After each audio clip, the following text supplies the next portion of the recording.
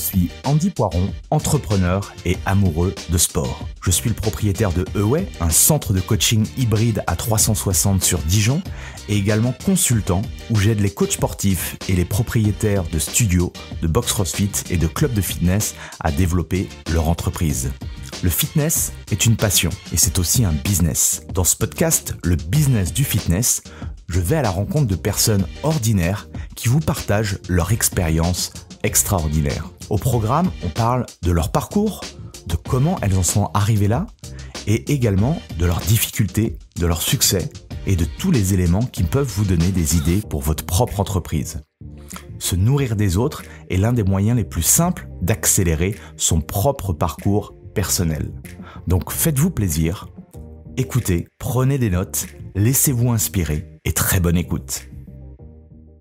Bonjour à tous, bienvenue sur le podcast Le Business du Fitness. C'est mon dernier épisode de ce super événement. J'ai tourné plusieurs épisodes, donc si vous débarquez sur le podcast, n'hésitez pas à aller voir les derniers épisodes. Je suis en live. Je suis avec Anthony. On a beaucoup de points communs. Je ne le connaissais pas. On a discuté 2-3 minutes juste avant notre échange. Merci Anthony de me faire le plaisir d'être là aujourd'hui. On va parler de personal training, on va parler de méthodologie. Juste avant, est-ce que déjà on peut poser le cadre? Est-ce que tu peux m'expliquer rapidement qui tu es, ce que tu fais, où tu habites? Et on va pouvoir lancer les débats. Avec plaisir. Écoute, tout d'abord merci aussi de la démarche d'être présent avec nous aujourd'hui et de nous donner l'opportunité aussi de nous exprimer. Et je suis très content aussi de te rencontrer et de découvrir ce que tu fais. Donc moi je viens de Lille.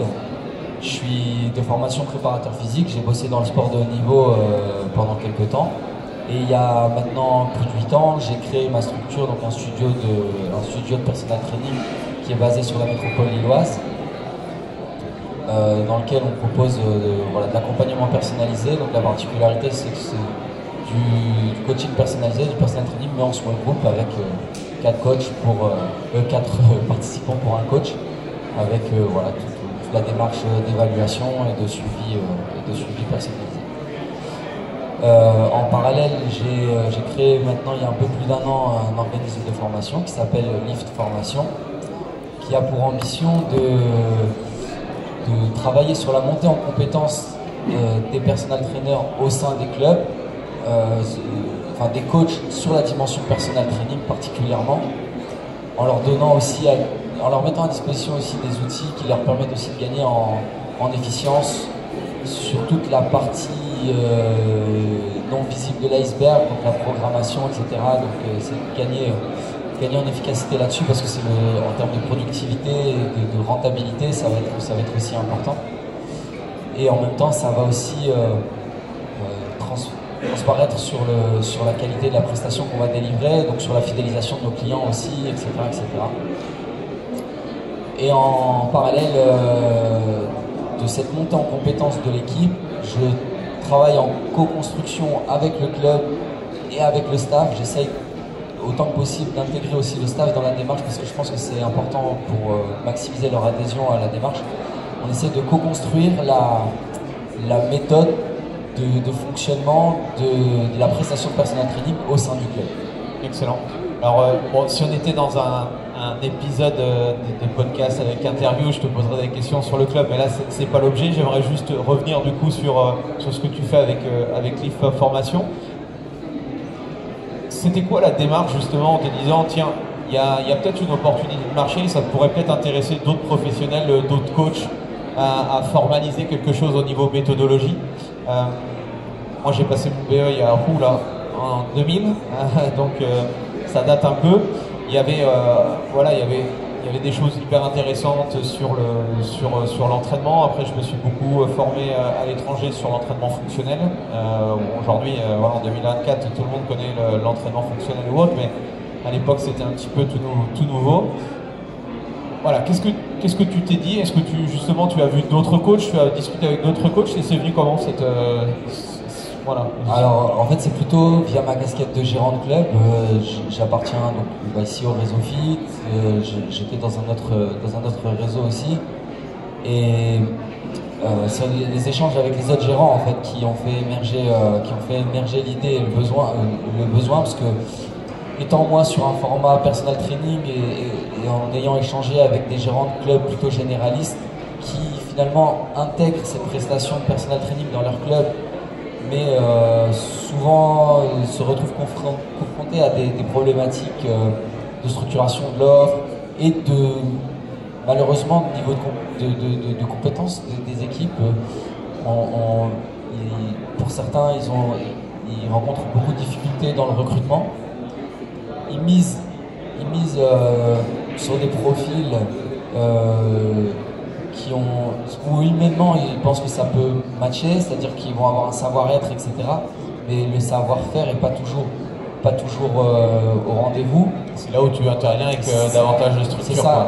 Et il y a aussi des fois des gérants qui m'ont dit moi j'essaie de développer le personal training dans mon club, mais mes coachs ne se sentent pas légitimes pour délivrer la prestation. Ils ont besoin de se structurer et de monter en compétences.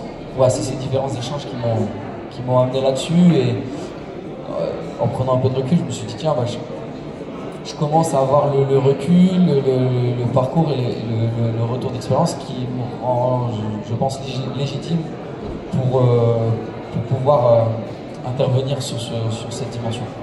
C'est quoi les gros problèmes qu'un club peut rencontrer avec son équipe de coach si justement j'ai pas réfléchi à la structure? La principale, c'est de créer de la confusion, que ce soit auprès des adhérents, mais aussi au sein du staff en lui-même. Tu peux me donner des exemples concrets comme ça de choses que tu as pu voir ou que tu as pu entendre? La chose la plus simple, c'est qu'en fait, en fonction du coach avec lequel le client va se retrouver, il va avoir une démarche, une disparité. Grosse disparité, il n'y a aucune cohésion, aucun lien. Donc ça c'est une première problématique. Deuxième problématique qui me vient à l'esprit, là, c'est en fait, en n'ayant pas uniformisé la méthode du club et la démarche, les coachs développent leur propre identité au sein du club. Ce qui en soi, ça pourrait ne pas poser problème. Ce qu'il y a, c'est qu'à un moment donné, encore une fois, ça crée de la confusion. Ça amène aussi des problématiques où, par exemple, tu vas avoir un coach qui est bien en place, qui s'est bien développé dans le club avec sa marque, qui commence aussi à prendre de l'ampleur, à laquelle il est attaché, etc. Et puis, en fait, si le club veut continuer à développer cette prestation, il va se retrouver un peu bloqué. Tu vas avoir d'autres coachs qui vont arriver avec ce coach qui est déjà bien en place, qui est déjà bien présent, etc., qui vont avoir des difficultés à se développer, alors que si tu as une unité avec les coachs, alors que ce soit l'indépendant ou du salariat, peu importe, ça c'est la popote, c'est l'arrangement entre le gérant et le coach. Mais par contre, pour les adhérents, et je pense que c'est bénéfique pour tout le monde, c'est-à-dire, je vais essayer d'être clair, mais si tu as structuré et que tout le monde travaille sous la même entité, à la fois ça va donner plus de visibilité aux adhérents, ça va donner aussi du crédit à tous les coachs qui sont dans la démarche, qui interviennent dans le club.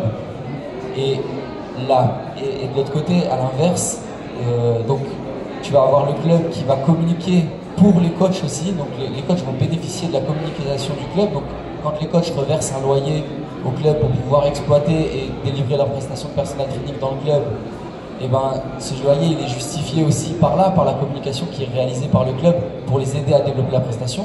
Le club il est gagnant parce qu'il a une prestation qui est qualitative dans son club, parce qu'il sait que ses équipes elles ont été formées, qu'il y a une méthode, il sait que quand un client démarre un personal training chez lui, il va démarrer par une évaluation. L'évaluation elle est construite de telle façon et elle va amener tel ajustement à la programmation, etc., etc. Et quand les adhérents arrivent au club et qu'il y a toujours 2 ou 3 coachs sur le plateau qui sont en train de coacher, quand dans leurs promesses ils disent nous il y a toujours un coach sur le plateau, c'est vrai, il y a toujours des coachs qui sont là. J'ai formé les équipes d'un club là à Douai dans le Nord. Il me dit, quand j'arrive à 7h le matin, quand j'arrive à 8h30, 9h, les coachs sont déjà là depuis 7h. Et quand je repars le soir à 18h, il y a encore des coachs qui sont là jusqu'à la fermeture. Parce que les mecs, et les coachs sont très contents, ils sont hyper fidélisés aussi. Parce que qui sont salariés à temps partiel, ils délivrent les cours, etc. pour le club, ils font les prestations pour le club. Et à côté de ça, ils sont blindés de personal training. Ils profitent de l'image du club, de la communication du club.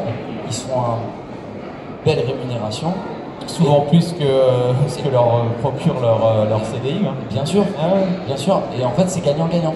Parce que lui, il a des coachs qui sont fidélisés, qui sont présents, qui rendent service au club aussi quand le gérant le demande.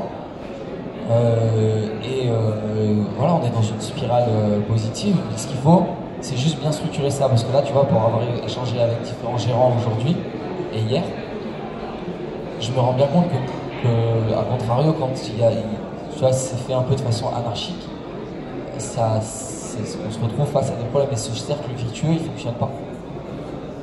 Oui, alors après, tu as plusieurs modèles. Ici, on est dans un événement de club indépendant, donc il y a de la structure ou autre. Moi, j'ai un business où je mets des coachs dans des structures type Basic Fit ou d'autres structures, auquel cas, moi, je les formate sur la partie business, pas forcément du coup sur la partie entraînement ou training, mais du coup sur la partie business ou autre. Enfin, voilà, il n'y a aucune cohésion, il peut y avoir plusieurs coachs au sein d'un même club, il n'y a aucune cohésion entre eux parce qu'ils sont indépendants. Là, la force, je trouve, d'un indépendant, même s'il a des coachs indépendants, c'est d'avoir une philosophie d'entraînement, comme tu dis. Et ça me fait penser à l'époque, quand j'ai démarré, il n'y avait que des cours freestyle. Et Les Mills est arrivé et a mis de la structure dans les cours collectifs. Donc je pense c'est un peu, je pense, l'idée aussi de restructurer un petit peu la méthodologie au niveau du personal training. Tout à fait.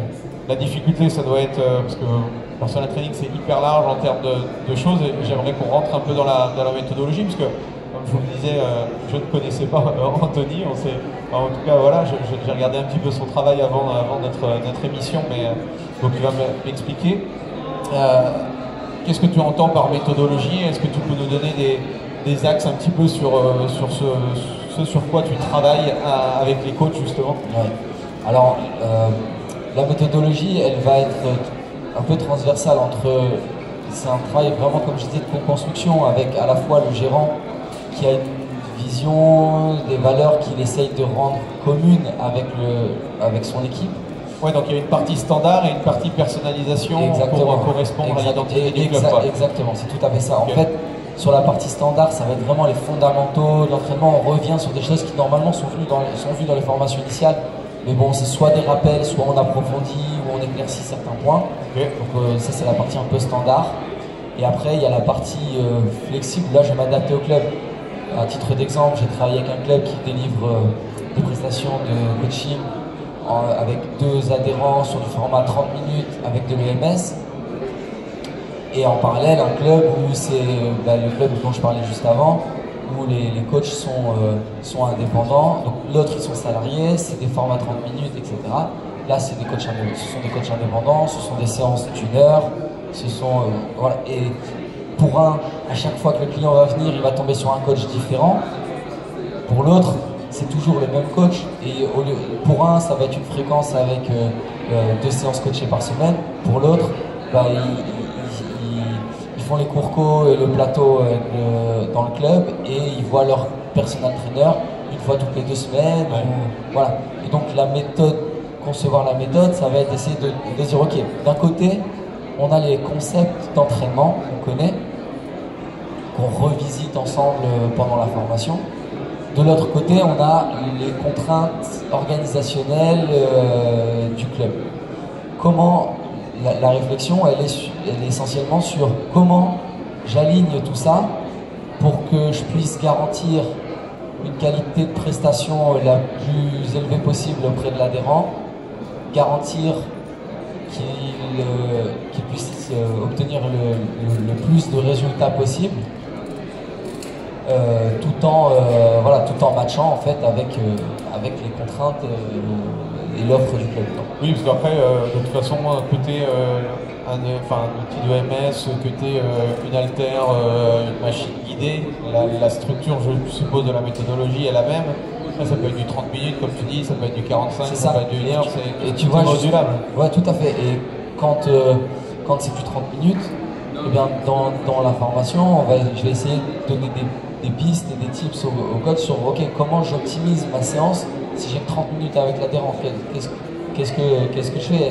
Si c'est une séance d'1 heure, eh ben, je vais pouvoir peut-être sur des blocs de force, etc., maximiser les charges que je vais utiliser et du coup pouvoir proposer des temps de récupération adaptés à ces niveaux de charge. Par contre, quand c'est 30 minutes, on va plutôt jouer sur au lieu de jouer sur le facteur intensité, on va plutôt jouer sur le facteur densité. Donc on va avoir des temps de récupération plus courts, mais du coup on va adapter nos intensités en conséquence, etc. On va pouvoir... Je pense qu'aujourd'hui, les jeunes coachs n'ont pas de recul nécessaire. Aujourd'hui, ils utilisent beaucoup Instagram pour regarder des contenus, des exercices, des choses comme ça. Mais en fait, c'est là où, même chose, un coach, même titre qu'un préparateur, il doit prendre de la hauteur sur une vision à long terme sans rentrer dans des trucs de mésocycle, de micro, de macro, machin. Mais c'est vrai que, je sais pas, est-ce que c'est ce que tu remarques par rapport à ça? En fait, effectivement, les réseaux sociaux c'est top parce que on a un accès à l'information qui est décuplé. Ouais, mais est-ce que le contenu de 40 secondes...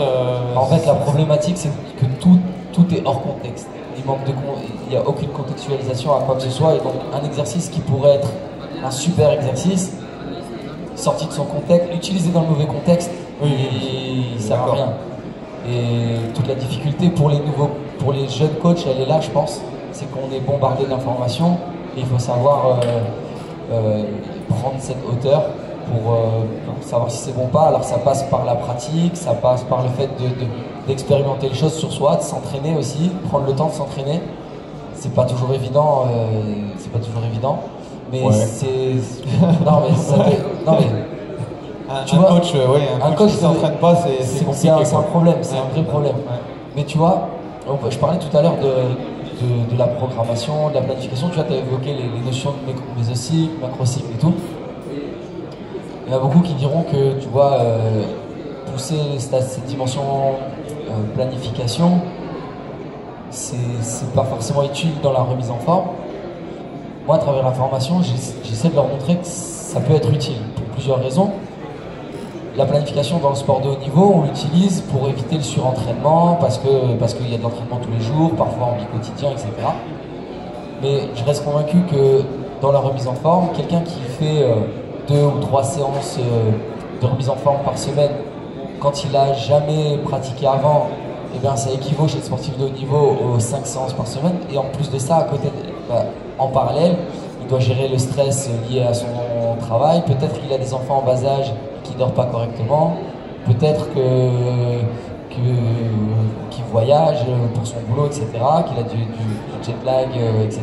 Et donc, si j'ai aucune démarche de gestion de l'intensité, de la charge, du volume et de la charge sur une vision long terme avec mon client, je risque peut-être même pas de le blesser, mais au minimum de le dégoûter, quoi, parce que une fois il va venir, ça va être trop difficile, il va venir 1 fois, 2 fois, 3 fois, il se fait démonter à chaque fois, il dit c'est pas pour moi, c'est trop difficile, il vient plus. Inversement, il vient, mais je vais voir la prochaine fois, mais pas terrible. Voilà. Le fait d'avoir une démarche où j'ai construit une progression en termes de volume et d'intensité qui est adaptée dans le temps, je suis convaincu que ça a son importance. Et le deuxième point pour lequel je suis convaincu que c'est hyper important également, c'est que je parlais tout à l'heure de productivité pour le coach, etc., de rentabilité. Le fait de pouvoir poser, d'avoir la méthodologie qui te permet de poser une planification annuelle rapidement, c'est aussi te pré-mâcher le travail de programmation. Et pour avoir été, tu vois, quand je parlais tout à l'heure des équipes que j'ai formées à Douai, là, il y a des coachs qui cartonnent, ils ont énormément de personnel training chaque semaine, à tel point qu'à un moment donné tu tombes dans le travers de finalement la prog elle se fait sur le tas. Et personnellement, en tant que préparateur physique ou coach, je trouve ça hyper désagréable. Je déteste arriver en séance en faisant de l'improvisation. Ça ne veut pas dire que je ne suis pas en capacité d'adapter ce que j'ai prévu à la forme du jour ou à ce que je vois sur le tas. La plupart du temps d'ailleurs, tu vas toujours ajuster quelque chose.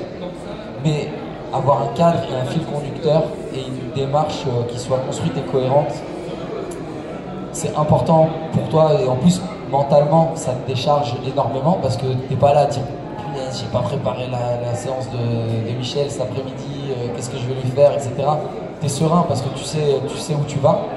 Et en plus de ça, il faut être franc. La personne, elle vient, elle achète une prestation, elle va payer 50, 60, 70, 90 euros un personal training.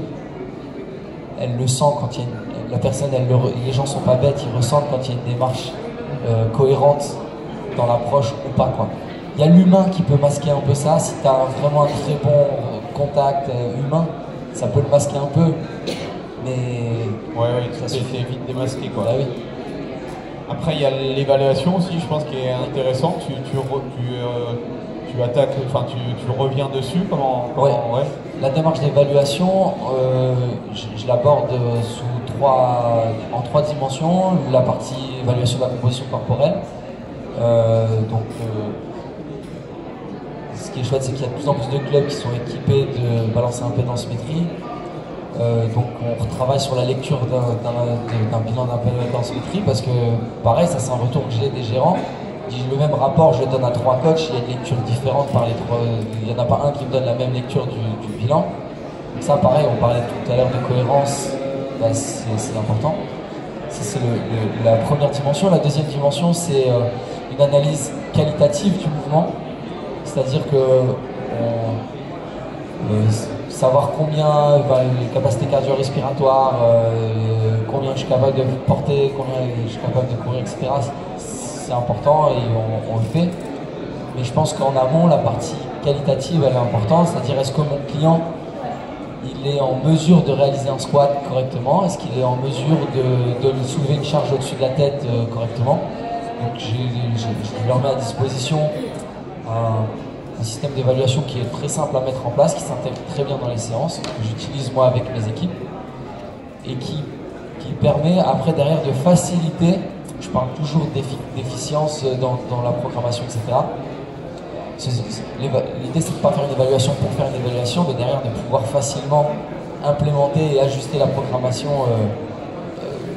grâce à cette évaluation. Et là, l'idée, c'est que très vite, ok, sur son squat, il en est là. Donc, juste en faisant réaliser quelques variantes de squat, on détermine un niveau. Okay. Et par rapport à ce niveau, derrière, il y a une proposition de progression qui est proposée. C'est-à-dire, par rapport à son niveau là sur le squat, on va démarrer par telle variation de squat dans ces séances. Ça veut dire qu'il ne fera pas de squat avec une barre sur le dos. Il va démarrer avec telle variante de squat, puis telle variante, puis telle variante, puis telle variante, jusqu'à ce qu'il puisse avancer vers, qu'il puisse avoir accès à l'ensemble des variantes de squat. Par exemple. Okay. Par où je commence? Si je veux justement m'atteler sur cette méthodologie, est-ce que tu as des petites pistes de réflexion à nous partager ou comment on doit faire? Je pense que le point de départ, c'est... Moi, je fonctionne beaucoup comme ça avec mes équipes, c'est de brainstormer avec l'équipe. Je pense que c'est un... Oui, c'est de savoir un petit peu comment chaque coach... comment chacun travaille, les envies de chacun, etc. Et après, c'est trancher, structurer la démarche, comme la mise en place d'un process dans un club, quel qu'il soit, que ce soit sur la démarche commerciale ou peu importe. Donc c'est d'abord de créer un cadre, un process qui convienne à tout le monde et qui semble cohérent à tout le monde et qui colle avec le fonctionnement du club, encore une fois. Et une fois que cette démarche elle est faite, on prend chaque étape du process et on essaye de l'optimiser et de la rendre la plus efficiente possible. De toute façon, c'est toujours la même chose, hein. C'est soit tu essayes de bricoler des choses de ton côté et de faire avec l'équipe et puis de perdre ton énergie, ou moi j'ai cette réflexion aujourd'hui où de me dire ok, est-ce qu'il y a des personnes qui ont déjà mis des choses qui fonctionnent? Comment je peux aller vite pour mettre ça en place? Parce que ma zone de génie, elle n'est pas même si ça me ferait kiffer, elle n'est pas forcément là. Et du coup, on en revient à ce que tu as pu créer. Comment on peut faire pour te solliciter? Où est-ce qu'on peut te découvrir? Est-ce qu'on peut découvrir ta méthode? Bien sûr. Alors, écoute, moi je suis sur LinkedIn. Alors, je suis pas encore beaucoup sur les réseaux sociaux. Pour l'instant, j'ai la chance de fonctionner, sur cette prestation-là, j'ai la chance de fonctionner via le réseau actuellement. C'est une démarche. C'est une démarche que j'essaie de garder qualitative, donc l'idée c'est pas de travailler avec une vingtaine de clubs d'un coup, tu vois, je préfère évoluer progressivement, mais en tout cas on peut me retrouver sur LinkedIn avec donc sur Lift Formation ou Anthony Martins. Et il y a un lien qui est disponible avec le catalogue de formation et un lien de prise de rendez-vous où on peut se faire une visio de 30 minutes où on discute du projet et où on voit si ça peut matcher, voilà. Et en fonction du niveau de maturité du club sur cette prestation de service, on peut adapter le programme de formation, c'est-à-dire que ça peut être d'abord juste un premier temps d'accompagnement sur ce brainstorming, de dire ok, comment on construit le process, comment on construit l'offre, et ça peut, si vraiment on part de rien, s'il y a déjà quelque chose qui est en place, où il y a un minimum de structure, on peut tout de suite partir sur la démarche. Ok, on fait monter les coachs en compétences et en parallèle, on retravaille la structure existante, on optimise ce qui peut être optimisé. Excellent. Voilà. Est-ce qu'il y a une question que je t'ai pas posée, que tu aurais aimé que je te pose? Est-ce qu'on a fait le tour sur ça? On a fait le tour. Simplement, si je devais compléter, c'est qu'après, il y a une fois que cette démarche elle est faite, l'idée c'est pas de laisser le club. Voilà, je reste en personne ressource aussi disponible après l'action de formation et la mise en place de la méthode. Il faut longtemps pour qu'une équipe s'imprègne de cette méthodologie, justement? Je dirais que c'est variable, ça va dépendre de beaucoup de choses, mais ça peut prendre... de l'énergie que tu mets à mettre en place les choses. Ça peut prendre beaucoup de temps, ça dépend. Tu vois, des fois, c'est peut-être presque mieux de partir... Enfin, ça dépend. Il y a certains cas où partir de rien, c'est plus simple. Et d'autres cas où... Enfin, c'est vraiment du cas par cas, c'est assez complexe. Mais... Toi, si t'imagines que, tu vois, s'il y a des coachs qui sont indépendants, mais en fait, ils se disent, bon, pour mettre en place le truc, ce qui serait bien, c'est qu'on prenne 1 heure toutes les semaines pour brainstormer. Ce serait, peut-être l'idéal, hein, je sais pas, mais en tout cas, c'est l'idée que j'aurais si j'étais coach. Pour aller forcément plus vite, après peut-être voir avec le manager ou ce qu'il est possible de faire ou autre, mais c'est sûr que on est conscient qu'une formation à instant T c'est bien, mais si tu la pratiques pas, voilà. C'est ça, et donc l'idée c'est que je reste aussi, il y a la possibilité qu'on travaille, qu'on collabore sur après la supervision de la mise en place de la méthode, parce que le but c'est pas de partir et que ok super c'était bien mais on l'a jamais mis en place, ce qui est une supervision aussi possible sur la mise en place et rester au contact des équipes où on se dit bon 1 ou 2 fois dans l'année tu interviens à nouveau mais sur des modules complémentaires où on va traiter peut-être des spécificités avec par exemple on a des modules complémentaires sur, là j'ai une demande sur prise en charge des personnes en situation de blessure ou de douleur, genoux, dos, épaules. Ça peut être prise en charge des femmes en pré ou postpartum. Comment intégrer des gym douces dans ma prestation de personal training pour toucher un public plus large. Ouais, après c'est des spécialités. Voilà, des spécificités qu'on vient creuser de façon ponctuelle sur des actions plus courtes, mais voilà, qui permettent de garder aussi le contact. Et je pense que pour les équipes, c'est stimulant de continuellement se former, d'évoluer, de se sentir évoluer, progresser. En tout cas, moi, c'est quelque chose qui m'anime énormément. Et je pense que dans une équipe, c'est important d'avoir aussi un staff qui soit dans cette démarche. Je peux que aller dans ton sens. Merci, en tout cas, c'était un plaisir. Félicitations par rapport à ce que tu as mis en place. Et puis, si vous êtes intéressé pour avoir davantage de structure et de méthodologie, je mettrai tout ça en lien dans la description. Merci Anthony. Merci et au plaisir. Merci, au plaisir. Voilà, c'est fini pour aujourd'hui. J'espère que l'épisode vous a plu. Merci d'avoir passé ce moment en ma compagnie. Deux petites choses avant de vous quitter. Si vous cherchez les notes de l'épisode ou que vous voulez tout simplement me contacter personnellement, allez sur mon site andypoiron.com. Donc tout attaché, www.andypoiron.com. Vous trouverez toutes les informations nécessaires. Et dernière chose, et c'est la plus importante pour moi, si vous voulez m'aider à promouvoir ce podcast, eh bien vous mettez un avis 5 étoiles sur Apple Podcast. Si vous regardez cet épisode sur YouTube, eh bien pensez à liker et à vous abonner à ma chaîne YouTube et pensez à en parler autour de vous, pensez à en parler à vos amis ou à vos collègues dans le fitness. Ça permettra véritablement à ce podcast d'avoir beaucoup plus de visibilité. Voilà, en tout cas, merci, à très vite pour le prochain épisode.